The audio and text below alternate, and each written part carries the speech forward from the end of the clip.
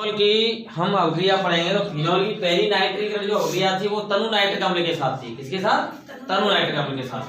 तो फिनोल की नाइट्रिक अभिक्रिया में हमने तनु नाइट्रिक अम्ल के साथ अभिक्रिया बताई थी। तो नाइट्रिक अभिक्रिया में पहली तो हमने बताई थी तनु नाइट्रिक अम्ल के साथ, तनु HNO3 के साथ, और वो इससे पहले वाली वीडियो में बता दी। उससे फिनोल की तनु नाइट्रिक अम्ल के साथ 25 डिग्री सेंटीग्रेड पर अभिक्रिया से ऑर्थोनाइट्रोफिनोल और पैरानाइट्रोफिनोल बन रहे थे।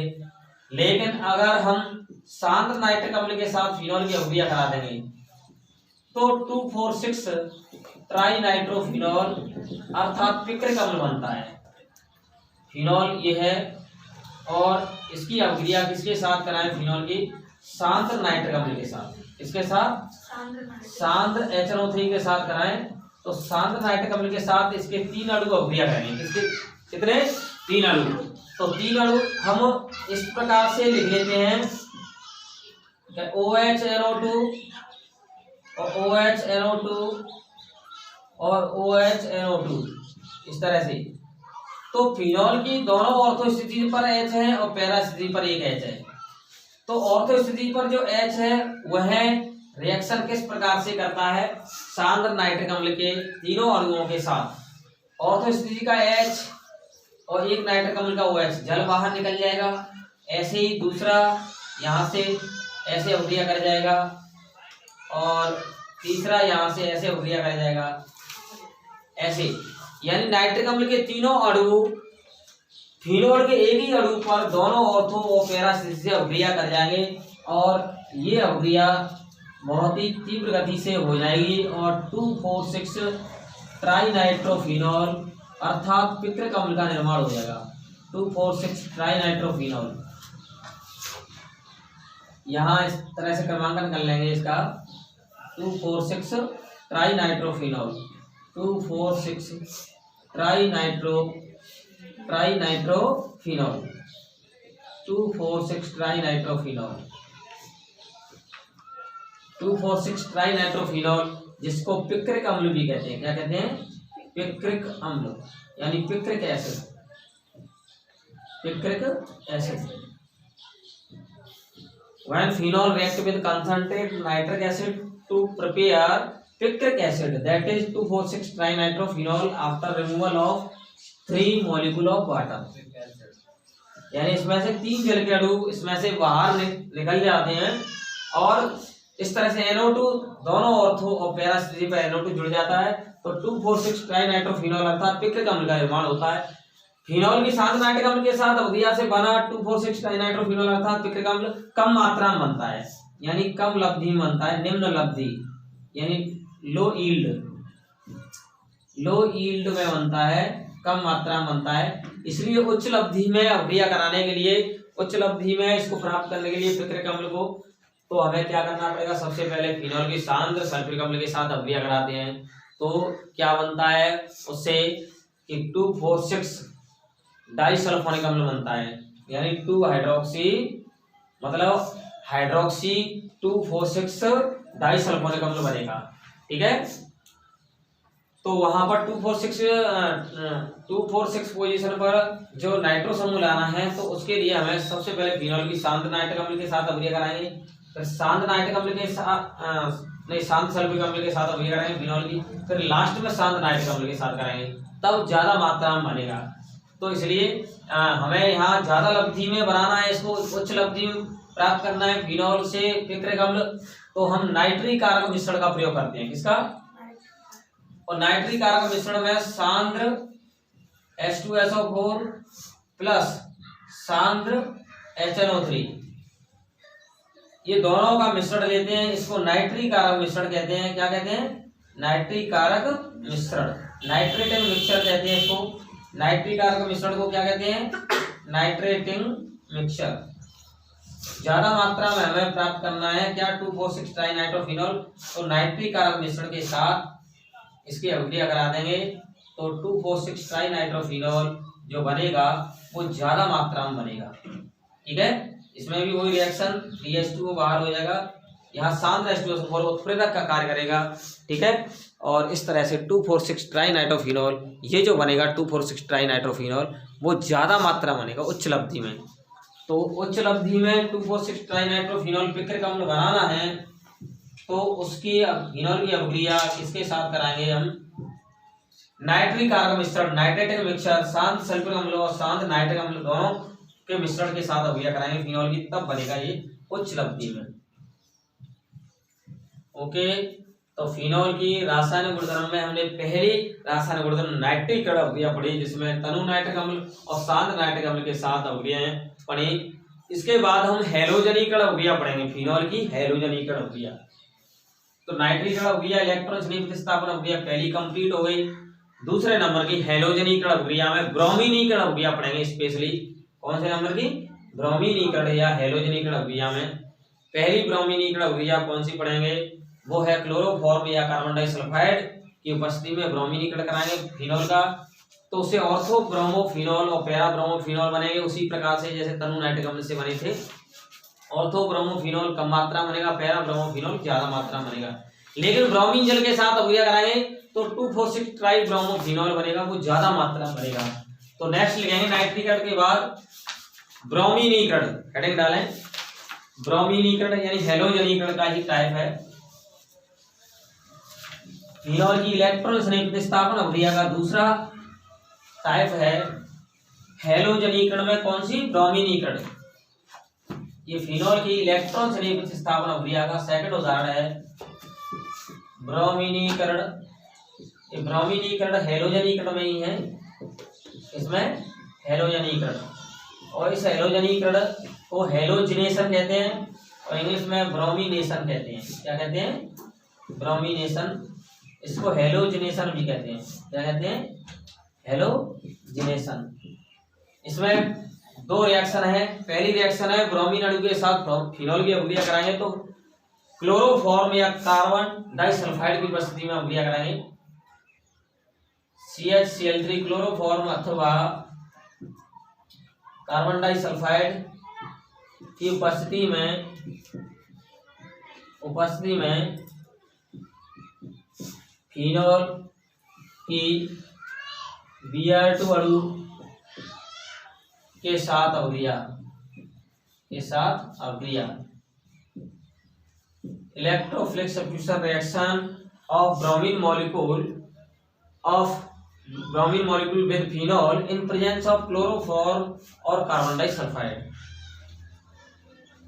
Reaction electrophilic substitution reaction of phenol with bromine molecule in presence of chloroform और कार्बन डाइसल्फाइड।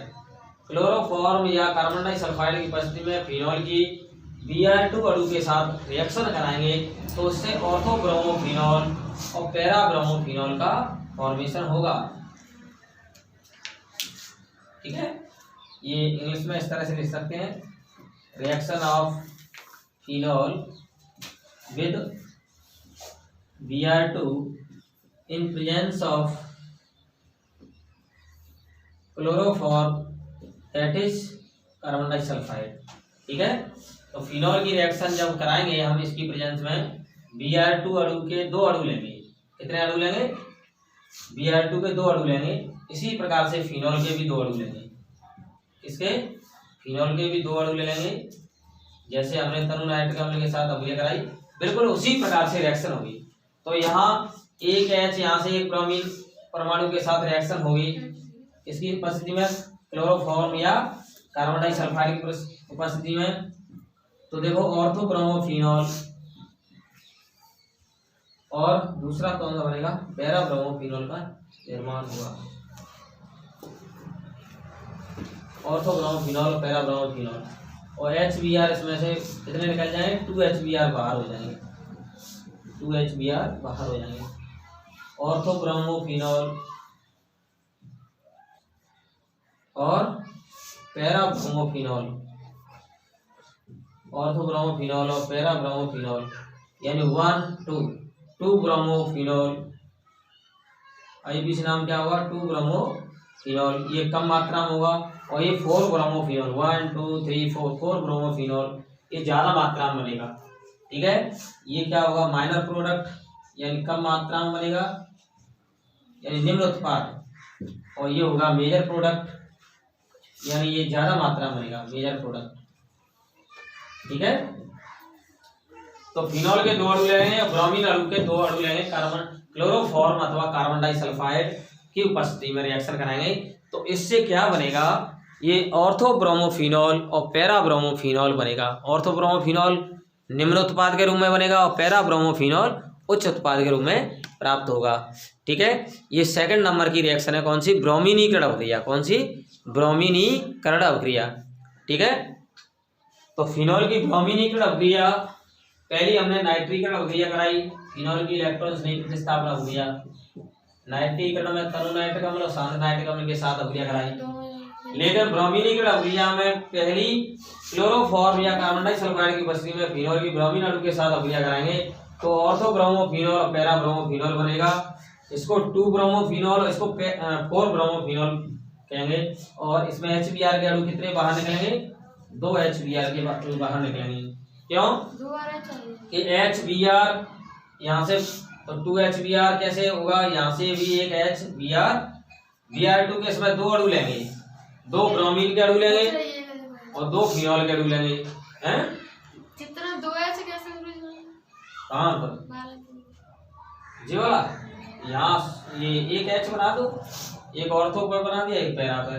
चलो कोई बात नहीं, वो दिखाया जाता है। वैसे तो सभी कार्बन पर यहाँ HH होती हैं, OH को छोड़कर, जिस कार्बन पर OH जुड़ा है उस कार्बन को छोड़ करके बाकी सभी 2, 3, 4, 5, 6 सभी कार्बन पर हाइड्रोजन होती है। लेकिन ऑर्थो से हमें हाइड्रोजन उठाना है पैरा से, तो इस तरह से हमने ऐसे बता दिया है। बी पॉइंट में रिएक्शन है ब्रोमीन जल के साथ, लास्ट रिएक्शन। फिनॉल की ब्रोमीन जल के साथ रिएक्शन कराएंगे तो फिनॉल की ब्रोमीन जल के साथ रिएक्शन कराने पर 2,4,6 ट्राइब्रोमोफिनॉल, 2,4,6 ट्राइब्रोमोफिनॉल बनेगा। फिनॉल की ब्रोमीन जल के साथ फिनॉल की अभिक्रिया, ब्रोमीन जल के साथ फिनॉल की अभिक्रिया, reaction of phenol with bromine water, bromine water में क्या है, वाटर जैसे ब्रोमीन में मिल जाएगा तो वह कैसा होगा, ध्रुवीय हो जाएगा और ज्यादा क्रियाशील हो जाएगा। जल ध्रुवीय विलायक के मिलने से ब्रोमीन ज्यादा क्रियाशील हो जाएगा। वहां पर क्लोरोफॉर्म या कार्बन डाइसल्फाइड अध्रुवीय विलायक थे लगभग, तो उसमें ज्यादा क्रियाशील नहीं होता, तो केवल ऑर्थो ब्रोमोफिनॉल और पैराब्रोमोफिनॉल ही बनता था, जिसमें पैराब्रोमोफिनॉल मुख्य उत्पाद और ऑर्थोब्रोमोफिनॉल निम्न उत्पाद। लेकिन ब्रोमीन जल के साथ अभिक्रिया कराएंगे फिनॉल की, तो ब्रोमीन जल क्या है, ध्रुवीय विलायक है, जल उसको ब्रोमीन अणु की क्रियाशीलता को बढ़ा देता है और इससे ये रिएक्शन बहुत तीव्र गति से होती है। जैसे सांद्र नाइट्रिक अम्ल के साथ फिनॉल की अभिक्रिया कराई वैसी रिएक्शन होती है। एक ही अणु फिनॉल के तीनों स्थिति, जो दोनों ऑर्थो और पैरा स्थिति से जो H लगा हुआ है, उनके साथ ब्रोमीन अणु के 3 अणु अभिक्रिया करेंगे, जैसे सांद्र नाइट्रिक अम्ल के 3 अणु अभिक्रिया की थे।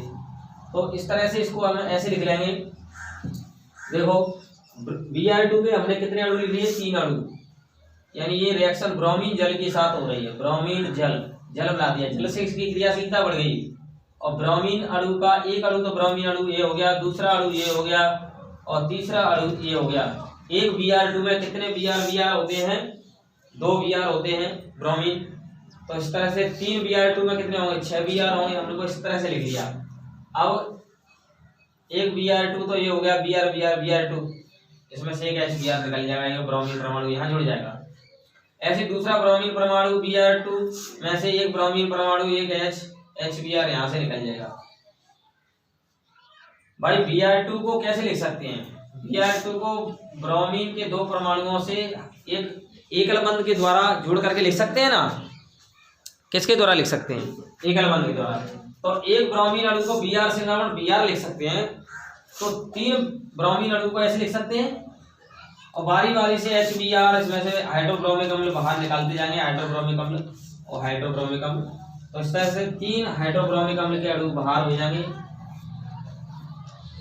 ठीक है।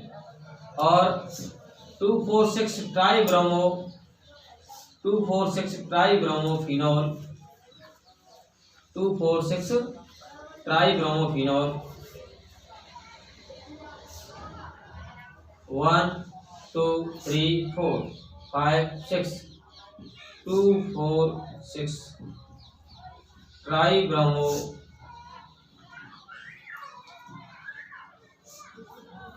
फिनॉल 2,4,6 ट्राई ब्रोमो फिनॉल, ये इसका निर्माण हो जाएगा मुख्य उत्पाद के रूप में। ओके, तो फिनॉल की ब्रोमिक वाटर के साथ रिएक्शन कराएंगे तो 2,4,6 ट्राई ब्रोमो फिनॉल बनेगा। ओके, मैंने आपको फिनॉल की 3 वीडियो में फिनॉल के सभी बनाने की विधि, भौतिक और रासायनिक गुणधर्म के बारे में कुछ बताया। इसमें से अभी फिनॉल के सभी रासायनिक गुणधर्म कंप्लीट नहीं हुए हैं। इलेक्ट्रॉन श्रेणी प्रतिस्थापन अभिक्रिया में नाइट्रीकरण अभिक्रिया और ब्रोमीनीकरण अभिक्रिया कंप्लीट हुई है। आगे वीडियो का इंतजार कीजिए और जब तक इन वीडियो को अच्छी तरह से आप लिख लीजिए और माँ पीताम्बरा केमिस्ट्री यूट्यूब चैनल को सब्सक्राइब करिए और लाइक करिए, कमेंट्स करिए। कोई प्रॉब्लम आए तो उसको कमेंट बॉक्स में लिखिएगा, जैसे कि हमें पता चले कि आपको इस टॉपिक में प्रॉब्लम आ रही है। ओके।